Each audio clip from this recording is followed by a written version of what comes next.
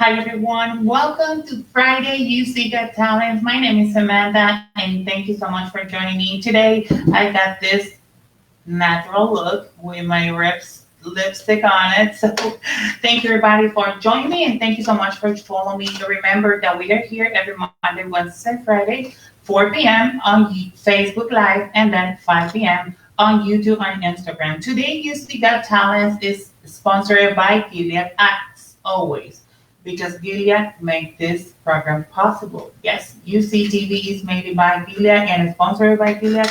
So we're gonna have some people. Today you see got talents. We have Charlie Vazquez from New York City and Julien Rego. Yes, honey, we got music, we got everything, we got entertainment because this is UC Got Talents. And remember, it's always on 4 p.m. on Facebook Live. You just gotta go to our fan page on Facebook and follow us and stay connected. We got some news for everybody today. We have announced is today Pride for Lauderdale in collaboration with Dan Holloway and Howard Mark is giving 150 bag of grocery. Yes, honey, you need food. We are letting you know that today in UC Got Talents Friday, we have this announced for you. Pride for Lauderdale is giving 150 bag of grocery and personal hygiene products. So it's one serve, one take it. You just gotta be today, May 22nd, 6 p.m. Hunters Nightclub and Wilter Manor. Yes, let me repeat that address. It's Friday, today, 6 p.m., May 22nd, in Hunters Nightclub and Wilter Manor.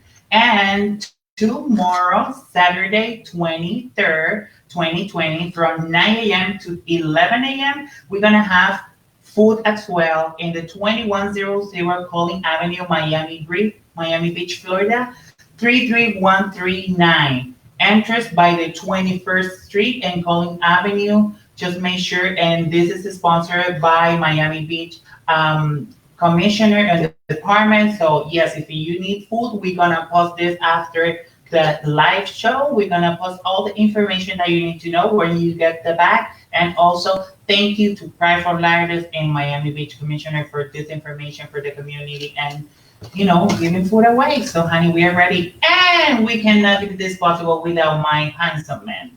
Hey, Samantha, how are you today? I love the red lip. Excited, I'm happy, I'm blessed, I'm fierce because you know why? Why? It's Friday. You have some amazing guests today. Really wonderful. Julien Rego, incredible talent. Direct to us live from Caracas, from Venezuela, actually outside of Caracas, but close enough. And Charlie Vazquez, one of my favorite writers and storytellers, and really, really exciting stuff. But there's some stuff going on in the news as well. So I want to hear what your take is. Yes, we have very good news for today for everybody. Let me tell you that we have an amazing news for our LGBTQ plus community. So yeah, today also let me try some current news and begin to the show. The Miami-Dade County Lesbian, Gay, Bisexual, Transgender, and Queer LGBTQ Advisory Board, under the Offices of Community Advocacy, elected its chair and vice chair for the 20 and 21 term during its May 6th board meeting. So we got new people on board. The chairwoman is Ayana Angeli Gonzalez, was appointed by the Miami-Dade County LGBTQ Advisory Board by Commissioner Aileen Higgins Gonzalez. Is a trans-identified female at Barry University School of Social Work granted student and community advocate through the Center of Human Rights and Social Justice. The vice chairwoman, Linnea Robbins, was appointed to the board, and Commissioner Jane Mornstein Robbins. So yes, people, we got good news. So we got more of our community LGBT. Congratulations for both of them. So we are so excited, and we cannot be more proud of our LGBT community. So congratulations.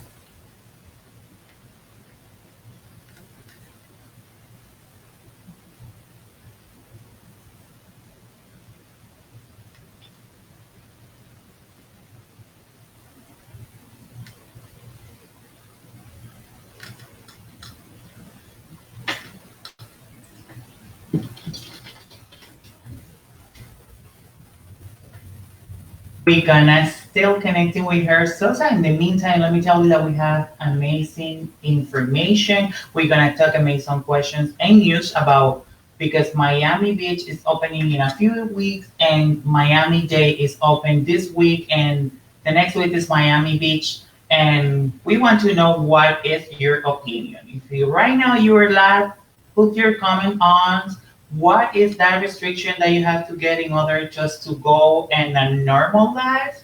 But honey, personally, let me tell you here, Sosa. What are your I'm gonna thoughts? stay at home. I'm gonna put gloves. I'm gonna wear my mask every time that I'm going out. And because Unity Coalition have more opportunity, honey, so we're gonna stay connected. And I'm gonna be checking the website unitycoalition.org so I can see the resource for the community. What is open, what's not. That is the information that you need to know. Absolutely, absolutely. What else is going on?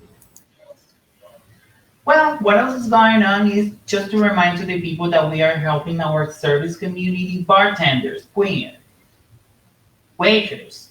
Oh, wait a minute. Today is Friday. You're supposed to go to all restaurants, but they're still closed. So let me tell you that you still can help that super waiter that every time that you go to that restaurant, you love her, you love him because he's so amazing person. So this is the time that you still can help that person. Unity Coalition is supporting micro-giving fund, emergency fund for coronavirus crisis. Yes, we just opened a micro-giving funding for helping the service community, bartender, queers, transgender community, for the service community. If you love your job, you need money, you need something to survive, go to the website, microgiving, unitycoalition.org. I'm sorry, honey, I'm still happy. So unitycoalition.org.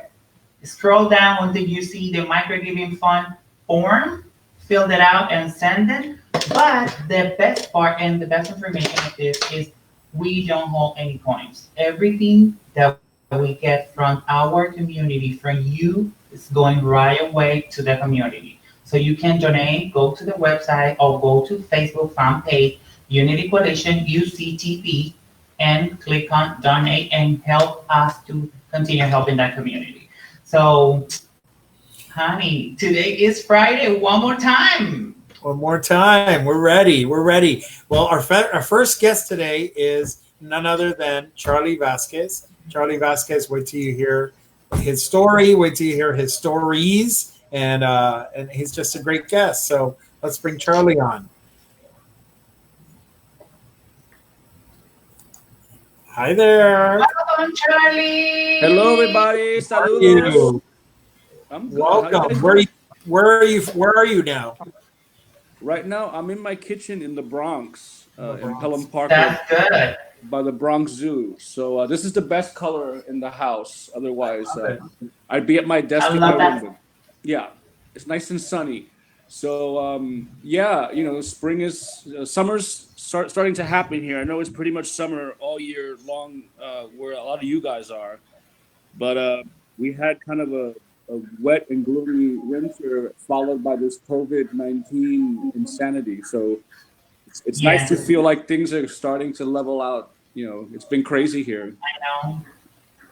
Charlie, I got a quick question. Now that you mentioned about like all this pandemic and everything, tell me about your experience living in New York during this pandemic. I know that it's really crazy, but I know that you're taking very responsible, hmm taking care about you and also the people that living around you. Well, yeah, and I started studying the pandemic when it first blew up in China, and then when it blew up again in Italy, I started to think, uh-oh, it's only a matter of time before it comes here because people from all over the world fly into New York all around the clock. So, but really, it's just been about social distancing. We know that the virus transmits when people are close to one another. So, really keeping your distance. I wear a mask, even though it's probably okay, because the strange thing about it is that people who don't have symptoms can pass it on to people who can then wind up dead. So, even if you're not sick, you it kind of reminds me of the early days of HIV/AIDS, where one of the safe sex tactics that one of my elders told me was assume that you're positive, assume that everyone you're sleeping with is positive, and do the right thing. So it's a similar level of precaution here because of the population density, you know. So, but it's been I haven't seen this much. Uh, you know, I grew up here in the '70s and '80s, and that was pretty tough. But I can't compare this to anything else. You know, I just hope it doesn't get this bad everywhere else.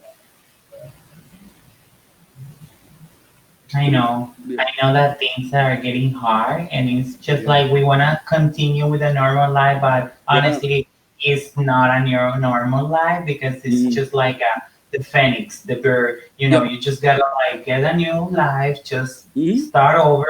And if you get used just to do this because you're a doctor, there's so many ways that right now you just got like find another way to survive because probably that was not the way that Yeah. you continue helping you walk that way, but it's good.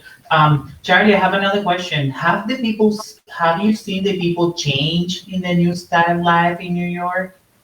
Like, are they Mhm. what like just putting on like a new style of life? You see that people wearing masks. How the people is getting it? Well, I've seen two things. Yeah, most people are wearing masks. And like I haven't been to Manhattan since early March, you know, and Okay.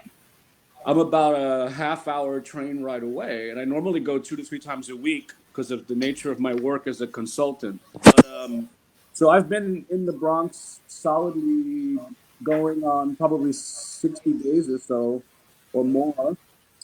So people are wearing masks. I think people are more paying more attention to other people. I think for a long time, especially in the age of the cell phone and smartphones, and people usually for so long people were distracted in their own world, and I think now people are having to pay attention to what's going on around them. So I think that's good, you know, and I think that when you are faced with something that could potentially kill you, you see so much suffering and so much death, you start to remember what about what it reminds you what's really important. You know, so I think Yes.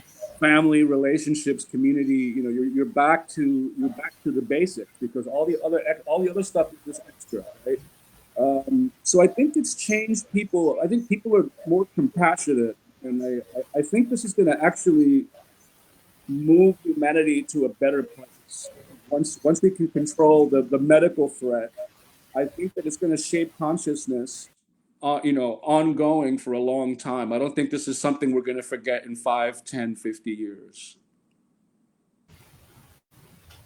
Yes, actually, I know that that's something because I've been reading a lot of news, and it says like we have just to find a way how to continue living with this virus and protecting yourself. Because it's gonna be out there for a few years until they can like finally find the way in a Mhm. cure or Yeah. something, and it's really really hard that people is not taking very seriously. But let's talk about your life. Tell me, like, how do you start to be an author? How, like, I know that you have social media and we can find you and Mhm. use social media, but right now you're working in your career?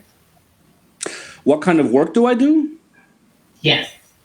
I'm a consultant, so a couple of things. I mean, I'm an author. That's my primary creative outlet. Yeah. And like Julian, the other guest on the show, I started as a musician. So I've been an artist my whole life. And then I just decided that writing was the one discipline that I wanted to focus on. So I write. I directed the Bronx Writers Center at the Bronx Council on the Arts years ago, and I've been involved with a lot of the Latino writing community in New York and Puerto Rico and other places, California. So a lot of my work has been, and I used to do some book reviews for Ambiente years ago when I was doing that more actively. So really, my activist side, my activism revolves around creating greater awareness about Latino literature. Um, and also, as an LGBT person, it's that adds a whole other dimension. But no, I work with nonprofits. I work with creative writing programs. I just finished with the New York City Department of Health that was focused on LGBTQI youth of color.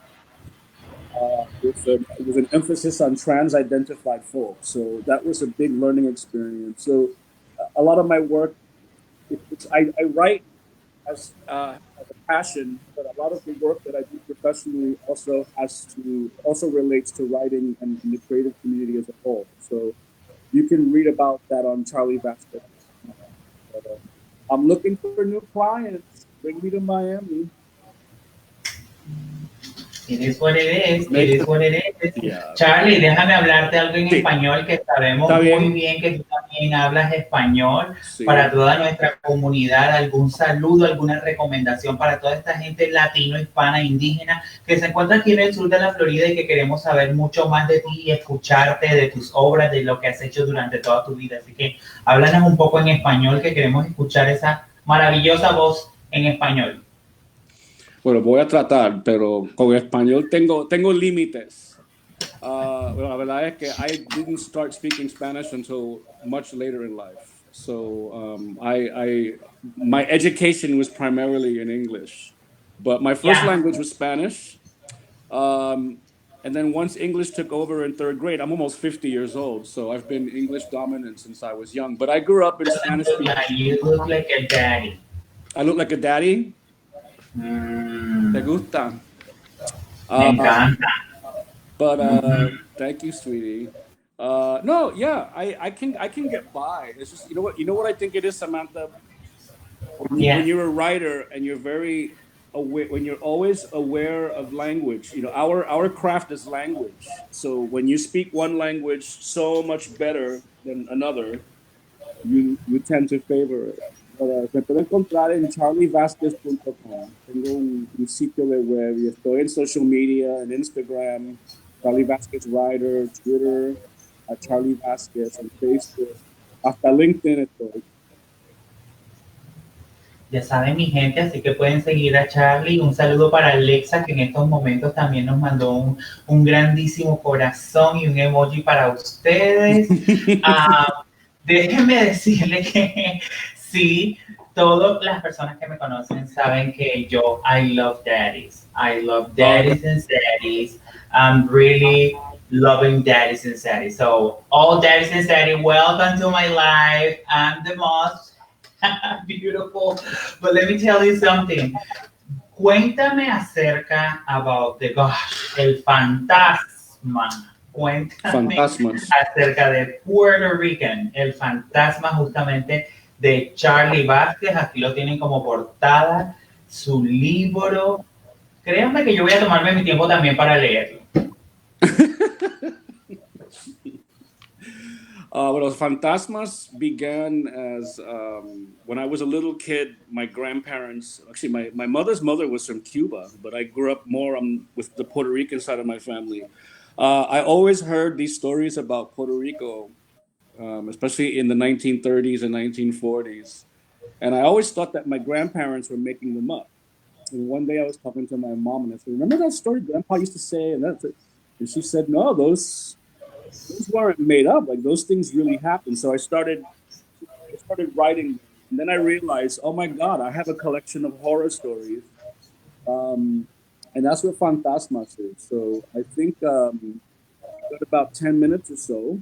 So I'm going to read for you guys a little bit from a story called Altagracia. And she was someone, the character's influenced by someone that I flew on a plane with once. So I'll just do that until about 4:30, okay? Altagracia. Carlos would suffer. He tried not to be obvious while spying the ring she bought at Tiffany & Company in New York City, gawking at the diamond in the doorway of her luxury hotel room. Why did he bother? The 20-karat gold and turquoise Egyptian necklace her niece had bought for her birthday was hardly a Met Museum knockoff. The blue-green stones resplendent against the black dress he surprised her with in Sevilla the last time they met. What misery, that man. The fool too fixated to realize that they'd been planted with careful forethought to tempt and distract, every detail of his destruction planned for months. "Good to see you," he said, kissing her cheeks. "You can't be as happy as I am," Altagracia said. His hair had thinned since the meeting in Spain, though he maintained his trademark style. The navy suit wrinkled and limp on his bony frame, polished Italian shoes at the height of summer, white shirt finished with a black tie, things he should have thrown out years ago. The scarecrow's eyes darted left and right while taking stock of the treasure box he stumbled into, sagging from a life of too many bad women and habits to count, and a few men. He sweated booze the nerve of him. Altagracia, at only 72, was prepared this time.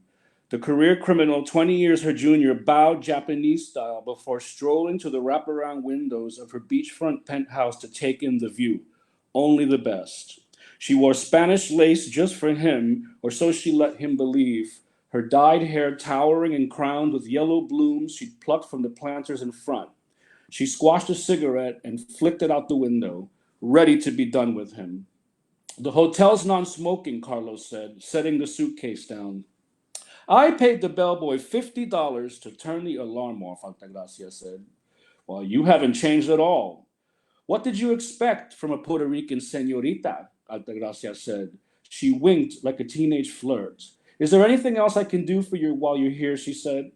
"No," he said, the lying rat. Plan B would work just as well should he change his mind, as he was bound to do, his fear on alert behind expensive cologne and vodka he couldn't afford. Carlos Aponte Alicea preferred the rush of the ambush over asking for help, which the courageous preferred. Still a boy after all these years, it was a miracle he was alive. Hopefully that would change.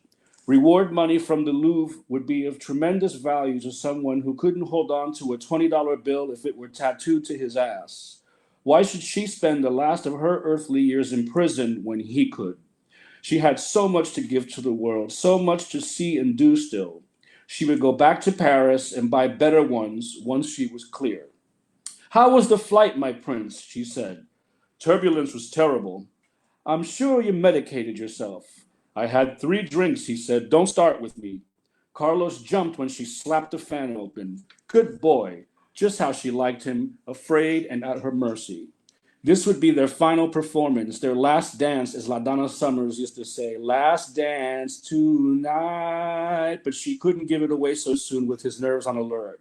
She knew better as the descendant of parlor ladies who'd enjoyed greater freedom than their lower-class sisters in other times, who wore imported fashions and learned about politics, business, and science and the arts from men who traveled the world.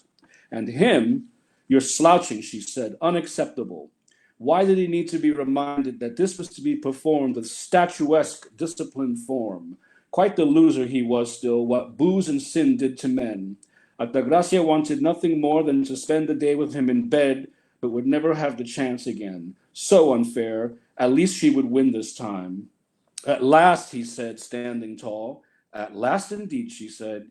"You look so..." "Yes." Carlos walked over to set the needle on the record she brought with the phonograph, still trying hard at his age, the dirty dog. Wrinkled and hunchbacked, he probably saw his younger image in the mirror whenever he found the courage to face it. Not that he was ever good looking to begin with. His advantage in life was the unspeakable, the only man who'd ever brought her to orgasm. That wail between his legs. He closed his eyes to concentrate. His vinyl popped and scratched, as if visualizing the routine before taking the first and fatal step. Heartless monster he'd been once. "Beautiful," he said, opening his eyes. "You look beautiful." "What did you expect from a Puerto Rican señorita?" she said. Altagracia rested a palm on his shoulder, and they joined in formation. The phantom piano flourishes of Simón Madera's Mis Amores came to life as he led her around the suite. She stepped on his shoe to speed things up when he dragged her along as if she were dead already. What else could be wrong with him? They bowed to one another during a pause in the music before clasping their hands and marching in an oval around the spacious penthouse suite. "You look handsome," she said, without meaning to. She would say no more, fearing he would try to seduce her, married or not. Not that he was sharp enough to catch it. They met during her first marriage when she developed a godless taste for younger men and cocaine, in that order. Altagracia promised to get a divorce once Carlos bedded her in Miami, confessing her love for him after the first time. He told her no, that he was off to study architecture in Madrid. Well, that never happened, did it? She never asked about the queen who supported him after she did, the Maria Callas wannabe who collected rare parrots. Those days were gone. She'd repented. Thank you, Lord Christ. Amen indeed. Will you ever marry again, my prince? She said. Never. And what have you been doing all this time? Working. What do you think? Altagracia refrained from laughing. She wanted to ask if stealing museum artifacts from wealthy society ladies could be considered work. In his case, the answer was yes, unfortunately. Pero qué bruto de verdad. It was surprising he'd remembered the grace and restraint of her aristocratic heritage, considering how he had aged. The urge to throw him onto the bed burned in her heart, and down there, but she resisted in the name of Christ the Redeemer. Secrets, she said. Girls have them too, you know. I would bet money on that.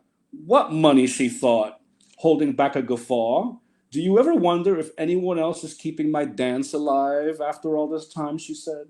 Carlos rolled his eyes as if she wouldn't notice. Just us, I'm sure. They passed her purse, which she left open on the table. His heart thumped against her breast when he spied the starlight twinkling of the 400-year-old French-cut babies, earrings that had belonged to Margaret of Valois in the 16th century. Altagracia had felt the same way but had done something about it, as he would.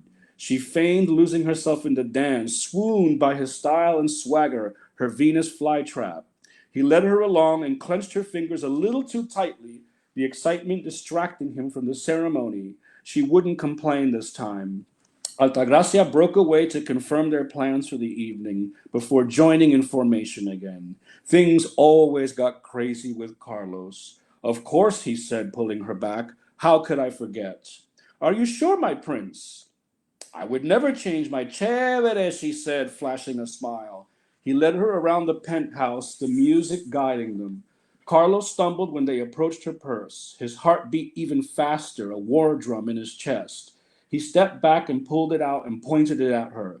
Altagracia sighed, a knot of panic catching in her throat. What has she done to give it away? He gave it to her after getting the reaction he wanted. Abracadabra, he said. It's a shame they don't make men like you anymore, Altagracia said, walking to the sofa.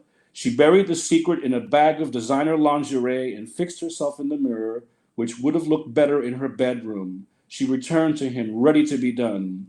Maybe that's a good thing, he said. Where will you go next, my prince, she said.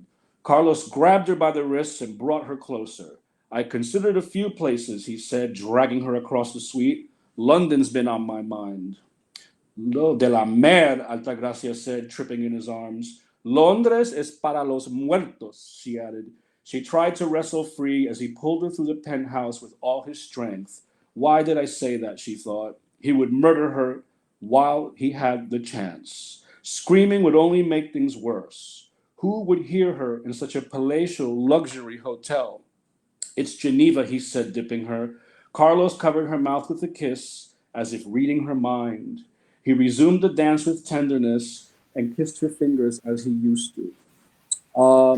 So Wow. that story, just to summarize, was inspired by a woman that I rode on a plane with, and two. It's just about career criminals getting older and more desperate. After knowing each other for a long time. So it's sort of based on on true crime stories. And Altagracia is a woman who thinks she's a lot richer than she really is. So she's really into fancy things. And anyway, so the book Fantasmas, do we hear?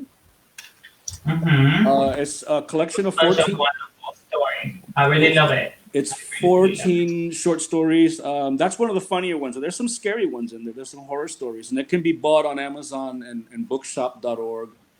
So that's that. So thank you for the opportunity to share a little bit of that. No, to you, thank you so much for giving us the opportunity just to have you here, just to know more about your life, your career. A very good story. I really love the way that you combine like American name with a very Latin names and last name. It's just like it get me go back to Colombia. So thank you so Oh, much. thank you, sweetheart. Thank you so much. I really love it. So before you go, let me tell you that right now, during this coronavirus crisis and everything, Unity Coalition is helping our service community, bartender, drag queen, and also waitress that they lost their job because everything is closed. So now, right now, Unity Coalition is helping the micro giving fund, emergency fund for coronavirus. Just go to the website www.unitycoalition.org o en español coaliciónunida.org. Dele hasta abajo hasta que usted encuentre el icono de donar y done. Ayúdenos a nosotros a ayudar a toda esta comunidad del servicio que se han quedado sin empleo. So the service community they can apply to if they lose their job, they don't have money, they want just pay a bill or they want medicine, they can apply for this. They go to the website unitycoalition.org, scroll down until they see the form. They just fill that out and wait for the information. But the best part of this, Charlie, let me tell you, every single point that we get is going right away to the community. So we don't hold anything. Everything is going right away to the community. So if you don't have money, honey, just go to the website and share because somebody's gonna help us. So, right? Mhm. Charlie, again, thank you so much for the Thank you. opportunity. Thank you so much. Remind me where we can buy this book or where we can get it. I know that in social media, all your social media, but you say that it's an Amazon book. It's on Amazon, and bookshop.org is a website where authors can partner with a community bookstore. So it's okay to get it from Amazon, but if you want to support the community of color bookshop here in Washington Heights, it's called Word Up Books. It's run by women and people of color. I'm doing it in collaboration with them. So you can buy the book on bookshop.org. You can look up the book there, and it'll give proceeds will go to the bookstore from each sale. Charlie, one more time, thank you so Thank you much so for much. sharing that and for joining us. I hope to see you next time in UCTV Got Talents. So everybody, a one song clap for Charlie. Yay! Thank you, Daddy.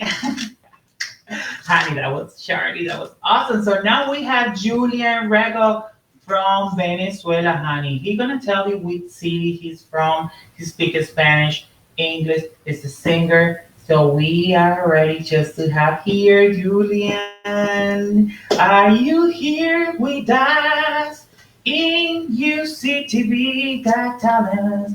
Before of that, people, go 6 p.m. Right now is 5:35. 6 p.m. We have only 30 minutes. Go to Hunter's nightclub, Wilton Manor, right now. Price for Lidl is giving 150 bag of grocery and hygiene products. So go right away. First serve, first get it. So go, honey. Get that wig on it. Put some bobby pins on it. Put some makeup, lipstick on it. Get in your car and drive right away to Wilton Manor. And I want to let you know we have music. It's Friday because it's UCTV Got Talents. Remember that we are here Monday, Wednesday, Friday, 4 p.m. Eastern Standard Time, and 5 p.m. on Instagram and YouTube. Julian, welcome. Thanks for having me. Nice to meet you, Hey, Samantha. Julian, how are you? How's everything, my love? I'm doing great. I'm doing great. I am. First of all, I'm very excited about this whole new technology thing. We're improvising, and the fact that you guys thought of me to, to have me on this show. I've been following it for the last week, and it's a great honor. So thank you very much. And it's. I mean, I'm here. I'm ready to do this. So I would like to say, on behalf of our community, LGBT community, Latin, Hispanic, Indigenous, bienvenido. bienvenido a tu casa, bienvenido a UCTV, bienvenido a UCTV los viernes, porque aquí los viernes tenemos talento, así que como tú tienes un talento maravilloso, queremos decirte nuevamente gracias por este tiempo que nos has dado. Quiero que le mandes un saludo primero a toda esa comunidad latino-hispana que nos están viendo en estos momentos en toda la Florida y a mi gente venezolana aquí en la Florida. Claro que sí, pues más que mi saludo, mi apoyo, mi amor, toda mi dedicación con todo lo que yo pueda aportar, así sea con estas palabras. Un saludo a toda la comunidad LGBTQ, es en inglés, a todos mis venezolanos, no solamente en el sur de la Florida, sino en todo el mundo, porque Venezuela está pasando por un momento que es crítico en la historia, yo digo, de la humanidad. Imagínate, con el coronavirus ahora en el mundo entero, a Venezuela le toca, a todos le toca, no hay una parcialización, pero los quiero mucho, siempre estoy a pie de cañón, como dicen en Venezuela, con la comunidad y con todo el mundo en realidad. Estoy súper feliz y saben que cuentan conmigo, por eso estoy aquí. Julien, te queremos decir en parte de la comunidad latinohispana también aquí, venezolanos y todas incluidos, te queremos decir nuevamente muchísimas gracias. Gracias por toda la labor que has hecho. I want to ask you something in English. Julien, I know that you live between Venezuela and Miami. How that goes? Yes. Well, I have been doing that for a while because some family matters. Unfortunately, my mom was sick of cancer, so I had to, split my time between Venezuela and Miami, which is my base, and it's been my base for 22 years. I mean, I've been living in Miami since 1996. So unfortunately, my mom passed. But now I'm still doing it. It's a little, right now I kind of settled in Venezuela because it makes sense for some personal reasons for me to be here. But as soon as the lockdown is up, I'll be back in Miami and I'm going to stay there. Okay, so we are so excited to have you here. Now you're being connecting with UCTV, but as soon as everything just passing into the normal, we want you to be part of UCTV and stay connecting with every single program that we have, because we have 365 days program for LGBT community, not only Hispanic, Indigenous, and Latinx. Okay, well, I'd love to, and I'm also excited about the Orgullo Festival in October. I was extended an invitation, and I'm looking forward for that too. So you can count on me for that. For many other things. Absolutely. Thank you so much. We count you as an artist for Celebrate Orgullo. Remember, if you want to know more information about Celebrate Orgullo, you want to be part of the Max story, put your Max on it, take a picture, go to celebrateorgullo.com and check it out more info. But for now, we have Julien. He's just launched. Tell me about that. Just like music that you just launched, honey. The sample, honey. Tell me. Yeah, it's long overdue. Those songs, it's called The Prayer. It's an EP, which is, for people who don't know what an EP is, it's a short form of an album, which is extended play. It's only 5 songs that I included. It's called The Prayer, Intimate Dialogues. I wrote these songs a long time ago, but I decided to launch it now. I think it's a good moment to not only be creative, but to put out there what we have been creating. And I had those songs stored in my computer for a while. And I said, well, you know what? Why not just put it in the digital platforms? It's available in iTunes and Spotify and all of those digital platforms that are so essential for an independent artist today. And there's quarantine, but music is not in quarantine. So yeah, I'm very happy to share it with all of you. And and it is so fresh because it just came out of the oven. I released it last Tuesday. So it's, I mean, you can go stream it, you can go on iTunes, you can go on Spotify. Thank you so much. And I'm also hopefully campaigning for Grammys this year, for this upcoming Grammys. A lot the people who worked on that album are all Grammy winners, all Grammy members. I'm a Grammy member myself, so I mean, it's like winning the lottery, but you got to try. I mean, you got to do it. I think I've been in the industry for so long, and it's such a good album. I put a lot of passion and love into it, and so I extend the invitation so you can listen to it because it was made from a place of love to everybody. I mean, not just female, male, gay, straight. It's for everybody. It's for everybody. I mean, we all pray. It's an album about faith, and faith is something that we must hold on to right now, especially in times like this.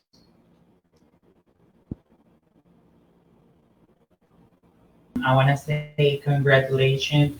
I know that it's really hard, especially in these times, you know, for this crisis that people is like dealing with mental problem and illness.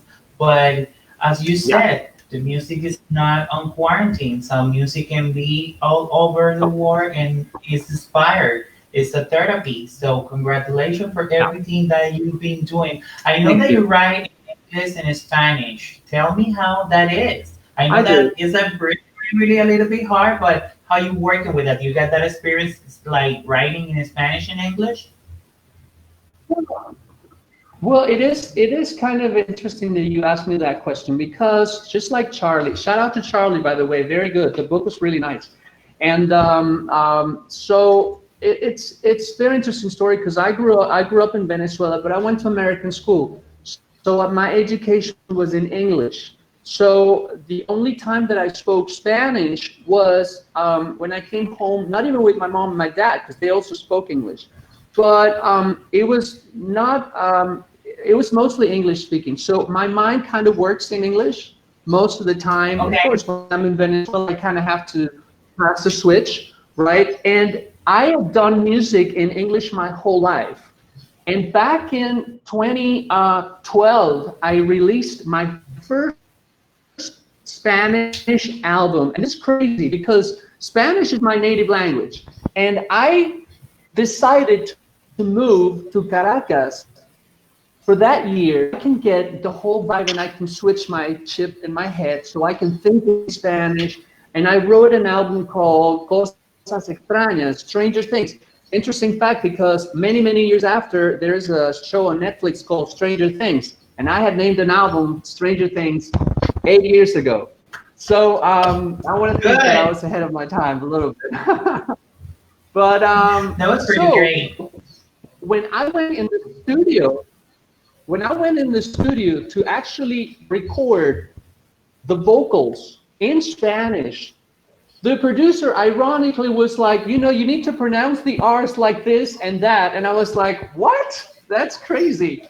But I mean, it's a matter of, I mean, I speak Spanish as much as I do English, and I think I speak it very well, and I love it. It's a beautiful language.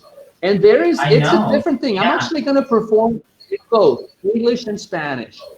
So. Okay, so we can't wait to hear you. Right now, we are so ready to hear you sing. So are you ready? I'm ready. I'm actually going to sing. The first song I'm going to sing, This Is My Baby, I inherited from my dad. The show is all yours. Ladies and gentlemen, Julien and Rego. May I say something before I start? Samantha, you're beautiful. I'm gonna name this guitar Samantha. So this song is called The Prayer. It's the first single of the album that I just released, and I hope you guys like it. It's an acoustic version of it. So here I go. Faith is such a mystery, indestructible, no fear. Suddenly, it's all falling apart. Obviously, it's not for me. I can find it when I need.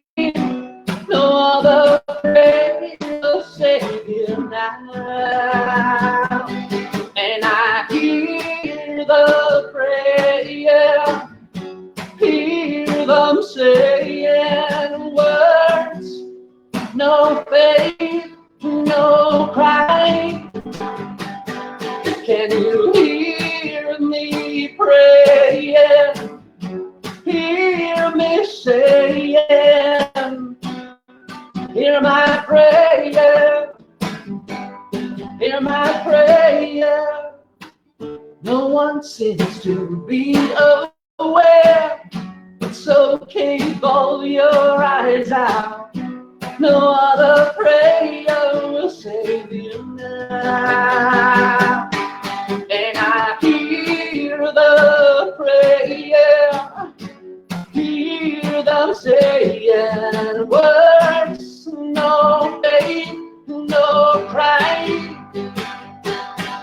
Can you hear me praying? Hear me saying, hear my prayer, hear my prayer. What can I do? I must confess, something has died. Who will hear my prayer tonight? Tonight, oh, oh, tonight, yeah, yeah, tonight. And I hear the prayer, hear them saying, hear my prayer, hear my prayer tonight, tonight, oh, tonight, tonight, yeah, yeah, yeah, yeah, yeah, yeah, yeah.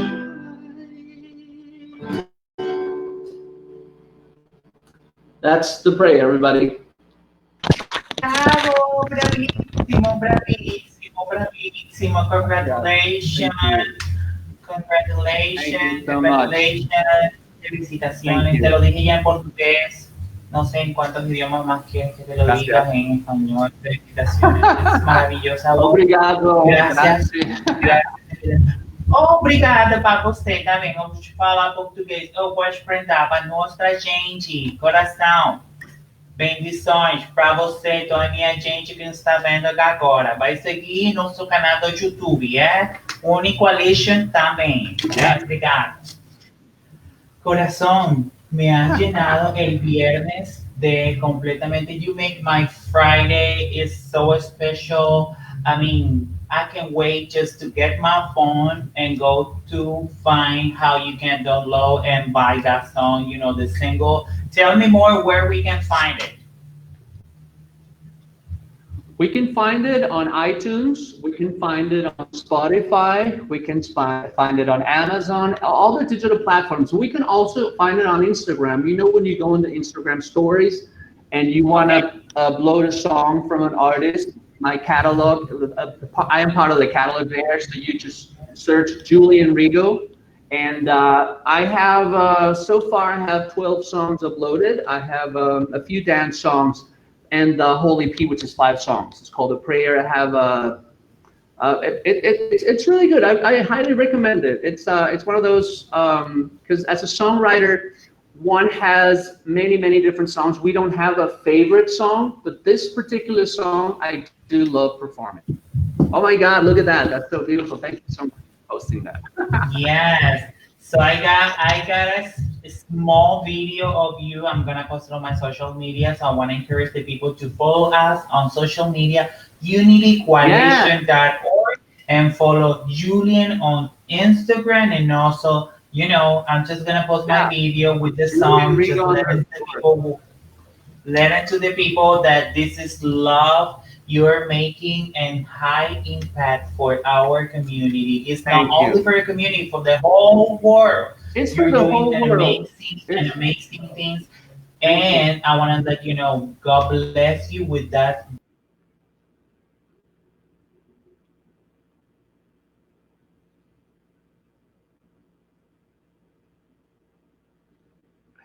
Are you there? I can't hear you.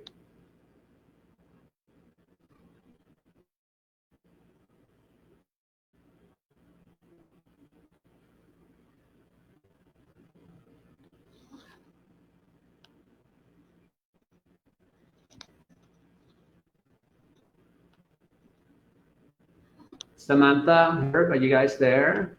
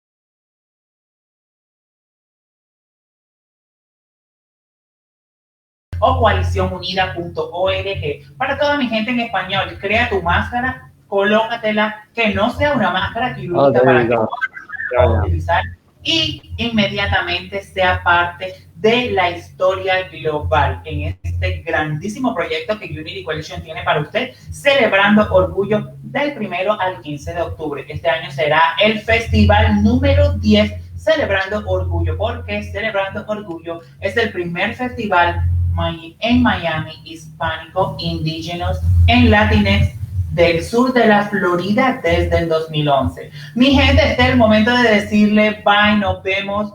Julien, muchas gracias. Unas últimas dos palabras antes de irte. gracias.